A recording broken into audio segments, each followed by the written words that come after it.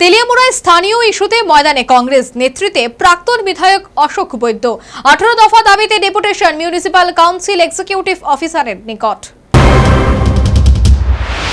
বিগত বিধানসভা নির্বাচনের পর তেলিয়ামুড়া কংগ্রেসের সংগঠন তলানিতে ঠেকেছে।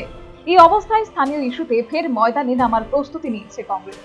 মঙ্গলবার তেলিয়ামুড়া পুর পরিষদ এলাকার জনস্বার্থ সংশ্লিষ্ট 18 দফা দাবিতে তেলিয়ামুড়া মিউনিসিপাল কাউন্সিলের এক্সিকিউটিভ অফিসারের কাছে ডেপুটেশন প্রদান করল তেলিয়ামুড়া ব্লক কংগ্রেস। এই কর্মসূচিতে প্রাক্তন বিধায়ক অশোক কুমার বৈদ্য ছাড়াও ব্লক কংগ্রেসের জনকয়েক নেতৃত্ব উপস্থিত ছিলেন। কংগ্রেসের দাবি, অস্বাভাবিক হারে সম্পদ কর বৃদ্ধি করা হয়েছে। এই নিয়ে ব্যবস্থা গ্রহণ, স্ট্রিট লাইট মেরামত, বিভিন্ন সাপ্লাইয়ের ক্ষেত্রে যাতে করে টেন্ডারের ব্যবস্থা, পুর পরিষদ এলাকার সাফাই কর্মীদের মজুরি ও টুয়েপের শ্রম দিবস বৃদ্ধি ইত্যাদি। হলো তেলিয়ামুড়া প্রপার্টি ট্যাক্স, পৌরসভার প্রপার্টি ট্যাক্স অনেক বেড়ে গিয়েছে। প্রপার্টি ট্যাক্সে কমানো, তেলিয়ামুড়া পৌরসভা এলাকার পরিচিত পানীয় জল সরবরাহ করা, তেলিয়ামুড়া পৌরসভার যে কাজ হয় কনস্ট্রাকশন ওয়ার্ক বা সাপ্লাই, যে কোনো সাপ্লাই আজ পর্যন্ত সেটা টেন্ডার হয় না।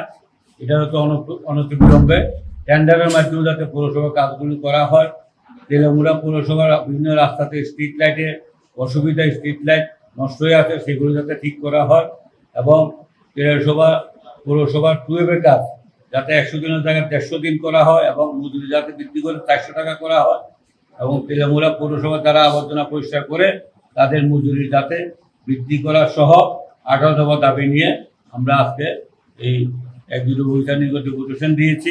উনি আমাদের দাবিগুলি যুক্তিগত স্বীকার করেছেন এবং এগুলো পাশাপাশি কংগ্রেস নেতা অশোক বৈদ্য জানান, তাদের দাবিগুলি সম্পর্কে পুর পরিষদের এক্সিকিউটিভ অফিসার যৌক্তিকতা স্বীকার করেছেন এবং ঊর্ধ্বতন কর্তৃপক্ষের গোচরে নিয়ে যাওয়ার ব্যাপারে প্রতিশ্রুতি দিয়েছেন।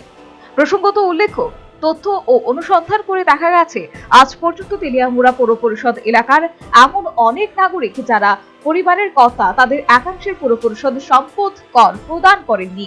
আশ্চর্যজনকভাবে প্রাক্তন বিধায়ক অশোক বৈদ্যেরও সম্পদ কর বকেয়া। স্বাভাবিকভাবে কংগ্রেসের এই ডেপুটেশনের পর সম্পদ কর সংশ্লিষ্ট বিষয়ে বিভিন্ন গুঞ্জন শোনা যাচ্ছে কান পাতলি। Bureau report, News vanguard.